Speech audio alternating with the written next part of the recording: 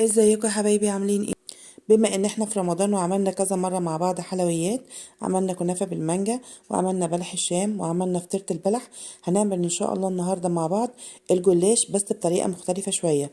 طبعا طعمه غاية في الجمال، بس اللي اول مرة يتابعني يا ريت يشجعني ويعمل لي لايك وسبسكرايب. وتعالوا نشوف هنبدأ وصفتنا ازاي. انا هنا معايا كوباية سكر، كوباية واحدة فقط لا غير، وهحط عليها كوباية مية. طبعا انا سبتها لغاية ما غلت، وهبتدي انزل عليها بنص ليمونة بالشكل ده كده. هسيبها على النار لمدة 10 دقايق، مش هنقلبها، مش هنيجي جنبها. بعد ال10 دقايق وصلت للشكل ده، حطينا عليها فانيليا وشلناها من على النار. هنحطها في اي حاجة تانية تبرد، لان احنا عايزين السكر بتاعنا يكون بارد، مش هنستعمله سخن. معايا هنا طاسة، حطيت فيها معلقتين سمنة كبار، ونزلت عليها بربع كيلو كنافة متكسرة بالشكل ده. هبتدي اقلب فيها، وطبعا ايدي تبقى فيها على طول عشان الكنافة ما تتحرقش مني. انا عايزاها توصل معايا للون الذهبي بس، فناخد بالنا كويس عشان ما تتحمرش من جنب وجنب لا. كده هي وصلت معايا للون الذهبي اللي انا محتاجاه.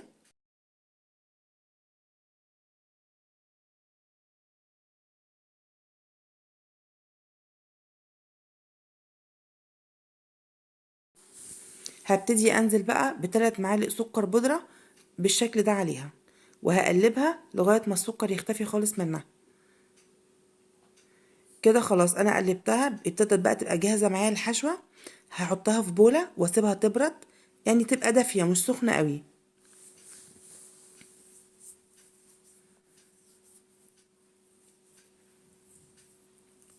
هحط عليها فانيليا،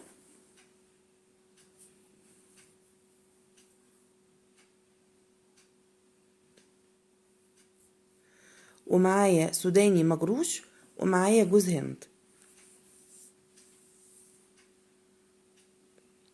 وهنقلبهم مع بعض. المهم الكنافه تشرب كل حاجه انا حطيتها عليها. هنا بقى معايا لفه جلاش. طبعا انا طلعتها من الكيس بتاعها وفردتها، واغطيها في فوطه بالشكل ده كده عشان ما تنشفش مني، وهبتدي استعملها. هاخد رق واحد بس مش اكتر، يعني ورقة واحدة بس مش اكتر من الجلاش، عشان ما تبقاش اللفة سميكة.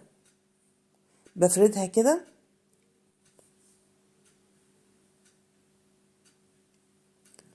وبفرشة همشي بقى بالفرشة بالسمنة بالشكل ده كده. عايزة اغطي الورقة دي كلها بالسمنة،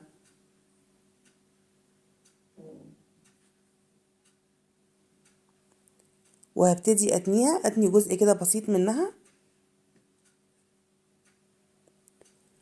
وهحشي بيها الكنافة اللي انا عملتها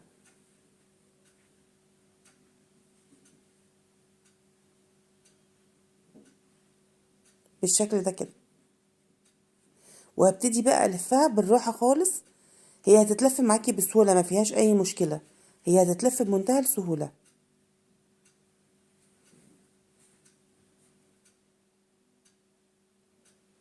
هعمل واحدة تانية كمان.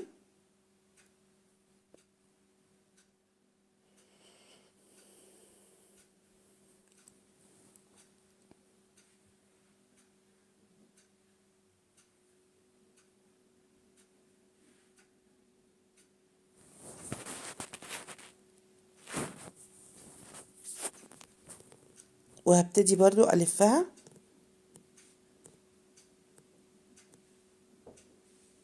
بالشكل ده.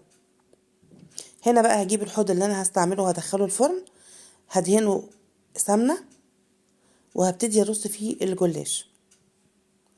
كده أنا خلاص رصيت الكمية اللي كانت معايا، اللفة اللي كانت معايا كلها خلصت تمام. هغطي بقى وشها ببقية السمنة اللي موجودة معايا كده، وهبتدي أقطعها قبل ما تدخل الفرن. طبعا حجم الصابع زي ما انتي بتحبيه، حبة كبير حبة وسط زي ما انتي عايزة، الحجم اللي ترتاحي ليه اقطعي بيه.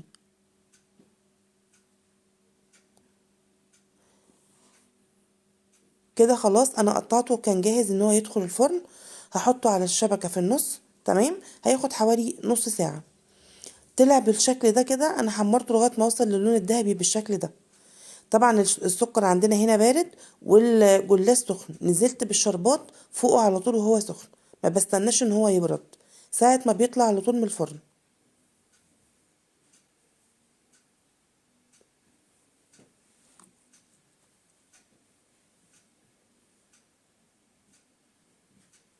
شايفين لونه حلو ازاي وذهبي، وشكله كان تحفة وطعمي في منتهى الجمال.